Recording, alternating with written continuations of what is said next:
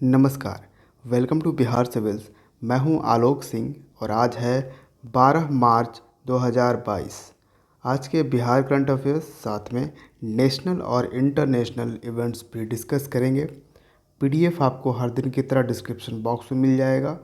और हाँ, आप बिहार के किसी भी एग्ज़ाम्स की प्रिपरेशन कर रहे हो, हर सुबह मॉर्निंग में आपको ये वीडियो फॉलो करना है, ये वीडियो सीरीज़ फॉलो करना है। हर दिन का आपको ऑन एन एवरेज 20 मिनट ज़रूर देना है इस वीडियो पे। और एक इम्पॉर्टेंट बात मैं बता दूं कि 15 मार्च से शुरू हो रहा है रिवीज़न। जी हाँ, मैं करंट अफेयर्स का रिवीज़न भी करा दूंगा। उसमें इसी तरह से Bihar plus national plus international का मैं रिवीज़न कराऊंगा। ठीक है, ये होगा 2021 का। मैं 2022 का नहीं कराऊंगा क्योंकि 2022 का आपके चैनल पे वीडियो के साथ साथ पीडीएफ भी अवेलेबल है, तो वो चीज़ से आप रिवीज़न कर सकते हो। लेकिन मैंने 2021 में, क्योंकि हमने नहीं कराया है करंट अफेयर्स, इसलिए वो उसके लिए मैं ये रिवाइज़ वीडियो लेकर आऊँगा। और एक नया फॉर्मेट होगा आपको रिवीज़न कराने का। वो फॉर्मेट क्या है, किस तरह से मैं कराने वाला हूँ, वो मैं उसी वीडियो में बताऊँगा 15 मार्च को। तो आप लोग बिल्कुल रेडी रहिएगा।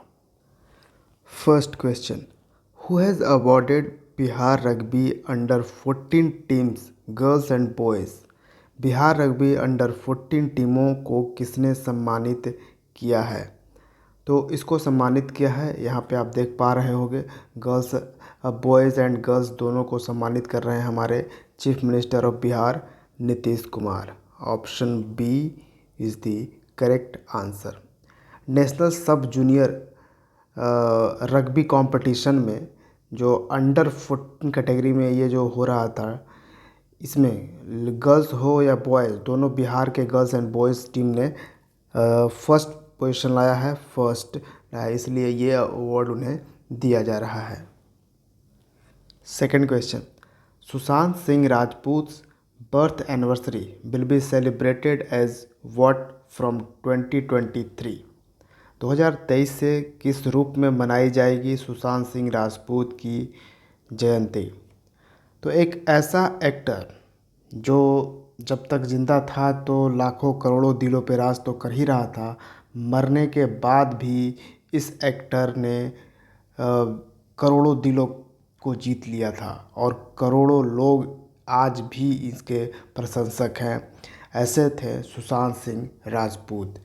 जी हाँ, और आपको मालूम होना चाहिए सुशांत सिंह राजपूत बिहार के पटना से बिलोंग करते हैं और इनकी अनफॉर्चुनेट मौत हुई, लेकिन आज तक इसकी गुत्थी नहीं सुलझ पाई कि आखिर क्यों मौत हुई और ये अपने मौत के टाइम में इतने मेंटली क्यों डिस्टर्ब हो चुके थे।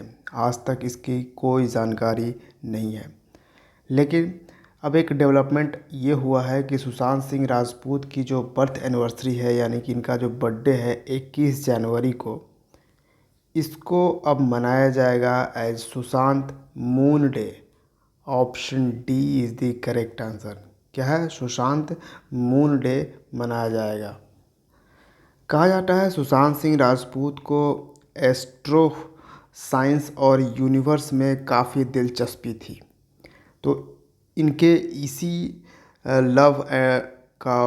लव को ऑनर करने के लिए ये डेडिकेट किया गया है सुशांत मून डे 21 जनवरी को।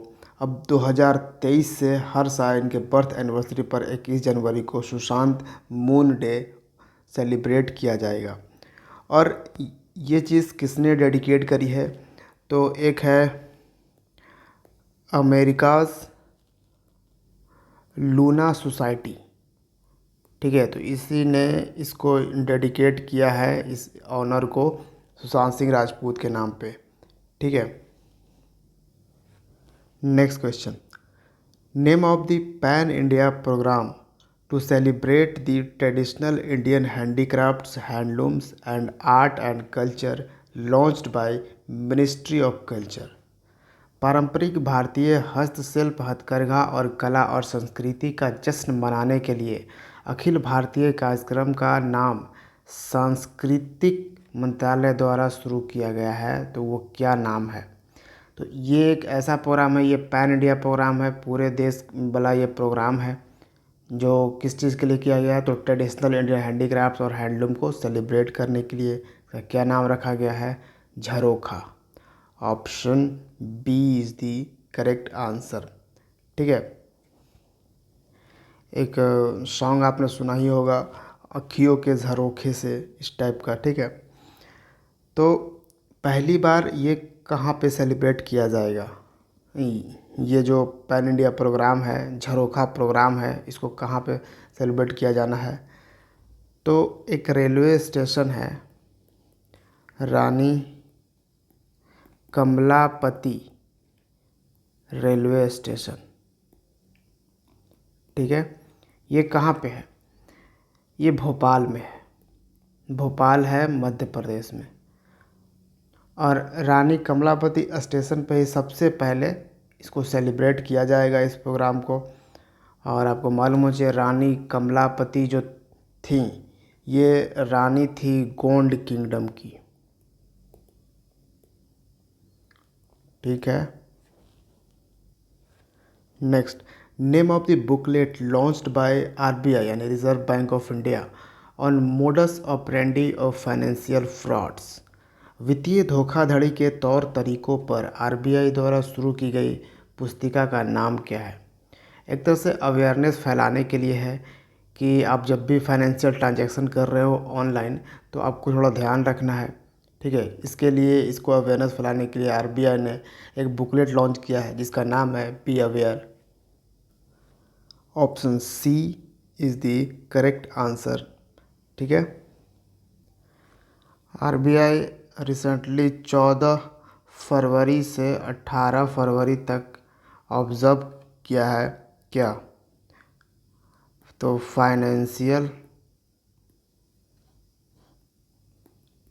Literacy financial literacy week. Next, who has been appointed as the chief justice of Rajasthan high court. Rajasthan उच्च न्यायालय के मुख्य न्यायाधीश के रूप में किसे नियुक्त किया गया है? तो राजस्थान हाई कोर्ट के बन चुके हैं अब Maninder Mohan Shrivastava. Option B is the correct answer, Maninder Mohan Shrivastava. Rajasthan में ही आपको मिलेगा क्या? जैसलमेर। और जैसलमेर में जो बॉर्डर सिक्योरिटी बीएसएफ के जो सोल्जर्स हैं, बॉर्डर सिक्योरिटी फोर्स, उन्होंने लॉन्च किया था ऑपरेशन सर्द हवा। और रिसेंटली जैसलमेर में ही हमारी जो एयर फोर्स की सोल्जर है, उन्होंने एक एक्सरसाइज किया है। ये हर 2 साल पे ये एक्सरसाइज करते हैं, एक्चुअली 3 साल पे ये एक्सरसाइज करते हैं। कौन सा था? वायु शक्ति।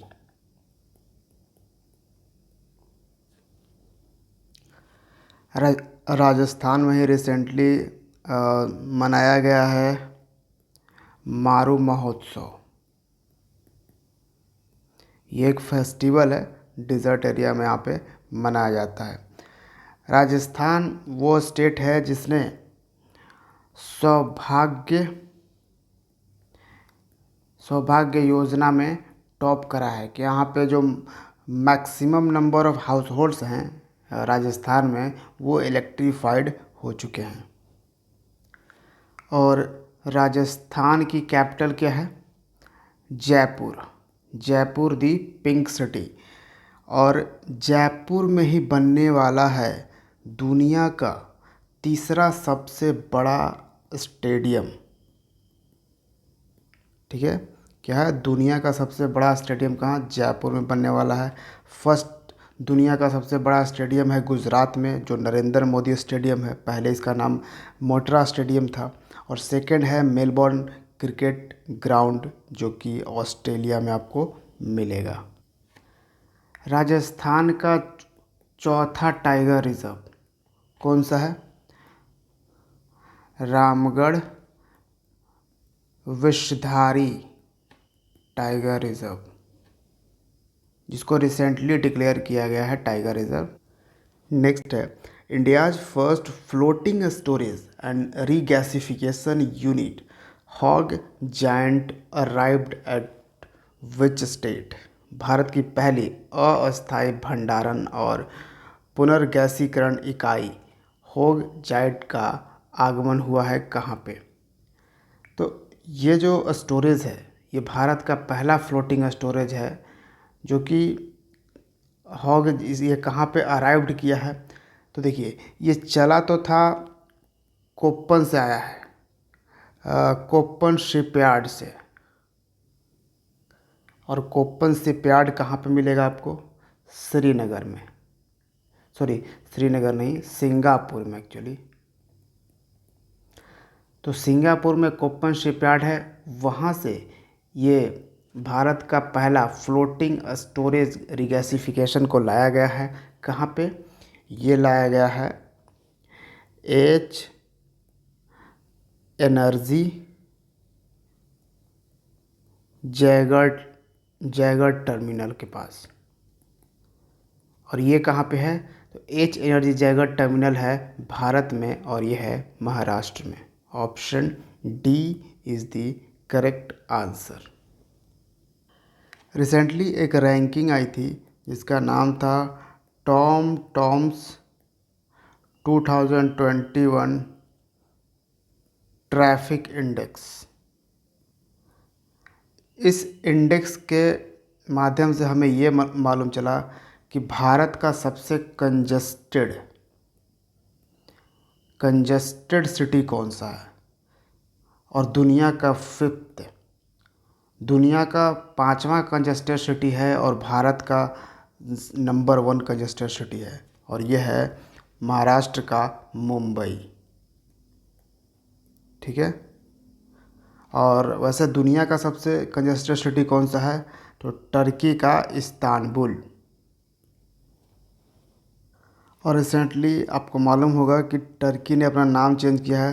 तो हम लोग जो बोलते हैं टर्की, ठीक है, इसने बस इसका प्रोनाउंसिएशन थोड़ा सा चेंज किया है।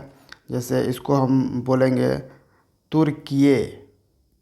क्या है? अपने नाम ये कर दिया है टर्की नहीं बल्कि तुर्किये। Next question, which ministry has launched donate a pension initiative under PM Shram Yogi मान धन स्कीम? पीएम श्रम योगी मान धन योजना के तहत किस मंत्रालय ने दान ए पेंशन पहल शुरू की है? यानी डोनेट अ पेंशन, कि आप अपने पेंशन से कुछ पैसे इसमें डोनेट कर सकते हैं। पहली बात तो आपको ये मालूम होना चाहिए कि प्रधानमंत्री श्रम योगी मान धन स्कीम है क्या। तो देखिए ये जो स्कीम है श्रम योगी मान धन स्कीम, ये बेसिकली अनऑर्गेनाइज सेक्टर के लिए है। अनऑर्गेनाइज सेक्टर किसको कहते हैं? जैसे स्ट्रीट वेंडर हो गया जो ठेले वगैरह लगाता है, ठीक है, गली गली में घूम के बेचता है, कुछ छोटा मोटा दुकान उसने कर रखा है, पान गुमटी वगैरह, ये सब जो भी छोटे मोटे ये सब हैं, इन सब क्षेत्र से जो भी लोग हैं उनके लिए ये श्रम योगी मान धन स्कीम है। ये है क्या इसमें है कि व्यक्ति 18 से 40 साल तक के होना चाहिए एज, ठीक है, 18 से 40 साल तक अगर एज है तभी वो इस स्कीम के लिए योग्य होंगे। उन्हें क्या करना है कि अगर उन्होंने अप्लाई कर दिया, अप्लाई करने के बाद हर महीने 55 रुपये, सिर्फ 55 रुपये 55 रुपीज़ उनको जमा करना है इसके तहत सरकार को, ठीक है। और उसके बाद जब वो व्यक्ति 60 साल का हो जाएगा तो 60 साल के बाद उसे पेंशन के तौर पर कितना मिलने शुरू हो जाएंगे? हर महीने 3000 रुपये, ठीक है, हर महीने 3000 रुपये पेंशन के तौर पे हो जाएगा। अब ये इसलिए बेनिफिशियल है क्योंकि आपको मालूम होगा जो सरकारी नौकरी करते हैं पेंशन तो सिर्फ उन्हीं को मिलते हैं, लेकिन अनऑर्गेनाइज सेक्टर को तो नहीं मिलते ही। ये लोग जो ठेले वगैरह लगाते हैं ये लोग तो मतलब जब तक काम कर रहे हैं उन्हें पैसा मिल रहा है, नहीं करेंगे तो नहीं मिलेगा। तो उनके लिए ये सरकार लेकर आई है, सेंट्रल गवर्नमेंट ये स्कीम लेकर आई थी, ठीक है, अनऑर्गेनाइज सेक्टर के लिए। और अब यहाँ पे जो लेबर मिनिस्ट्री है इसने लॉन्च करी है इसको, और इन्होंने लॉन्च करी है डोनेट अ पेंशन कैंपेन। मतलब कोई दूसरे व्यक्ति जो भारत के हैं वो लोग अगर अपना पेंशन इसमें डोनेट करना चाहते हैं योगी मानधन स्कीम में, तो वो डोनेट कर सकते हैं। ठीक है, तो ये किसने ये इनिशिएटिव लॉन्च किया है? Labour ministry. Option A is the correct answer. कौन है लेबर मिनिस्टर? भूपेंद्र यादव। ठीक है, जी हाँ, लेबर मिनिस्टर भी भूपेंद्र यादव हैं, और भूपेंद्र यादव के पास एक और मिनिस्ट्री है, वो कौन सा है? Environment, forest and climate change भी इन्हीं के पास है। Next question, world kidney day 2022 has been observed on which date? विश्व किडनी दिवस 2022 कब मनाया गया? जी हाँ, यहाँ पे पूछा जा रहा है कि बताइए 2022 कब मनाया गया, क्योंकि इसका डेट फिक्स्ड नहीं होता है। तो ये मनाया कब जाता है? तो ये मनाया जाता है सेकेंड थर्सडे। ठीक है, सेकेंड थर्सडे ऑफ मार्च। तो मार्च का दूसरा जो बृहस्पतिवार होता है उस टाइम मनाया जाता है वर्ल्ड किडनी डे। और 2022 में ये किस डेट को पड़ा? 10 मार्च को। Option B is the correct answer. Theme भी इम्पॉर्टेंट है, वो भी याद रखिएगा। थीम है किडनी हेल्थ फॉर ऑल। ठीक है, kidney health for all, bridge the knowledge,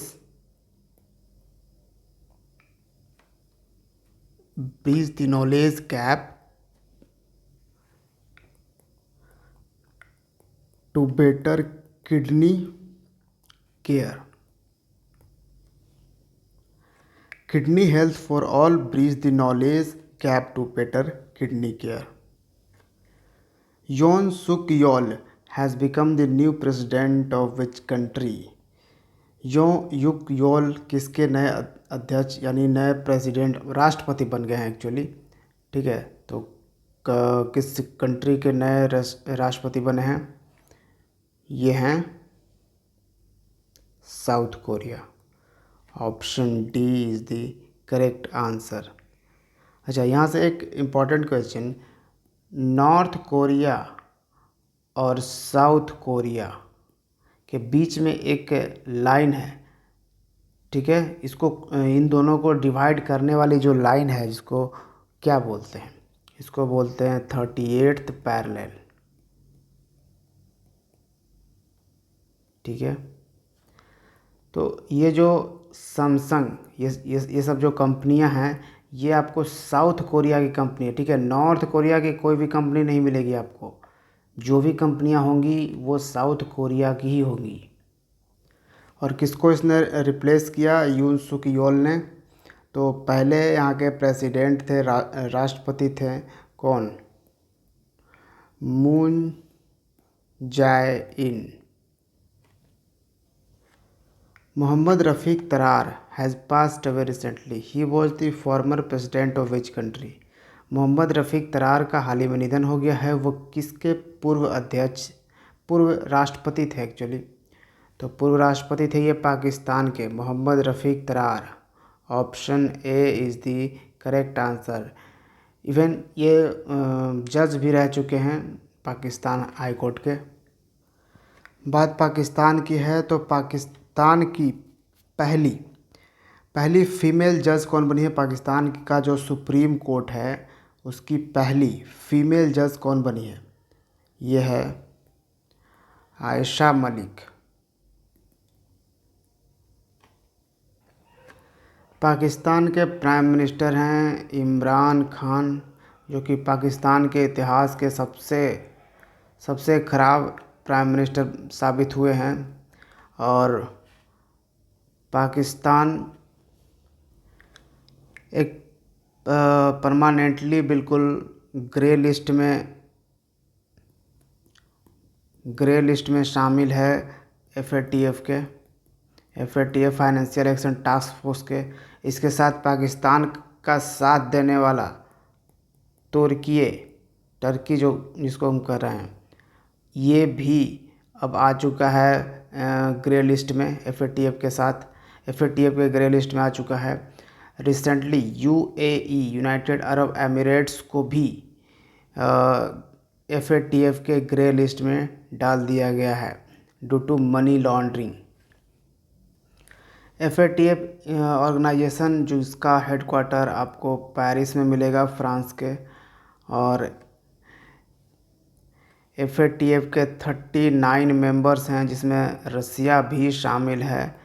तो ये बात चल रही है कि FATF के मेंबर से रसिया को निकाल दिया जाए। ठीक है, इसके 39 मेंबर हैं।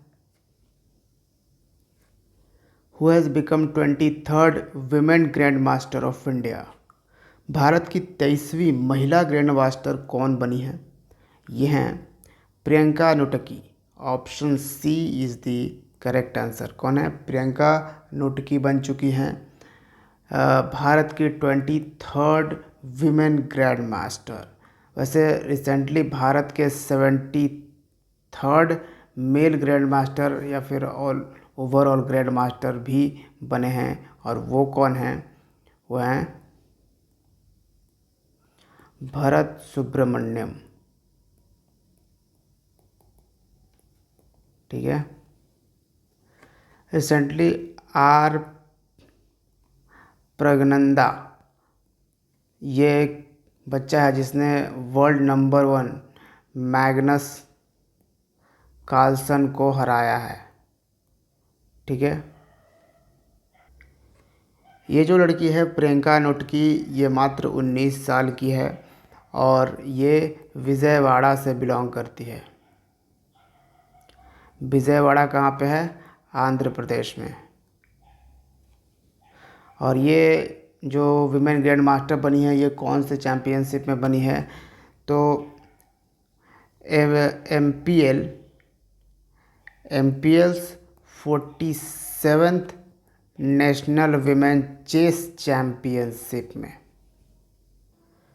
नेक्स्ट एंड आज का लास्ट सवाल, who has become the first foreign leader in the history to address directly UK's House of Commons. Britain के हाउस ऑफ कॉमन्स को सीधे संबोधित करने वाले इतिहास के पहले विदेशी नेता बन चुके हैं। ये कौन हैं? यहाँ पे आप पिक्चर देख पाओगे, Vladimir Zelensky. Option D is the correct answer.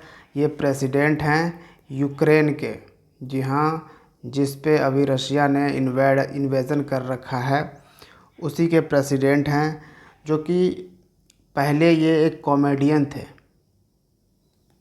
ठीक है, और इन्होंने कॉमेडी में पूरे देश को भी बर्बाद कर दिया है इनकी एक ज़िद ने, जो NATO ज्वाइन करना चाहते हैं। बस ये बोल बोल के इन्होंने पूरे देश को बर्बाद कर दिया। बस यहाँ पे ये देखिए, जो हाउस ऑफ कॉमन्स है, जिस तरह से हमारा लोकसभा और राज्यसभा होता है, इनको हाउस ऑफ कॉमन्स बोलते हैं UK में, और एक बोलते हैं हाउस ऑफ लॉर्ड्स। ठीक है, UK यूनाइटेड किंगडम है, तो इसके प्राइम मिनिस्टर कौन है? Boris Johnson. और UK जो है वो यूरोपियन यूनियन से निकल गया है। यूरोपियन यूनियन से निकलने के बाद यूरोपियन यूनियन में कितने मेंबर्स बचे हैं? 27। तो अगर आप इसी तरह से आगे पढ़ते रहना चाहते हैं, आगे बढ़ते रहना चाहते हैं, तो आपको 2 चीज़ें ज्वाइन ज़रूर रखनी है। एक तो YouTube को सब्सक्राइब रखना है और टेलीग्राम चैनल को भी ज्वाइन रखना है। बस 2 प्लेटफॉर्म रखिए। ठीक है, इतने से हमारा काम चल जाएगा, आपका काम चल जाएगा, क्योंकि टेलीग्राम पे कुछ भी शेयर करना बहुत आसान होता है, वो चाहे PDF हो या फिर कोई और जानकारी हो। ठीक है, क्योंकि हर चीज़ पे वीडियो बनाना पॉसिबल तो है नहीं, इसलिए उसको मैं टेलीग्राम पे शेयर कर देता हूँ। तो ये था आज का current affairs. Thank you for watching Bihar civil. See you in the next video. जय हिंद।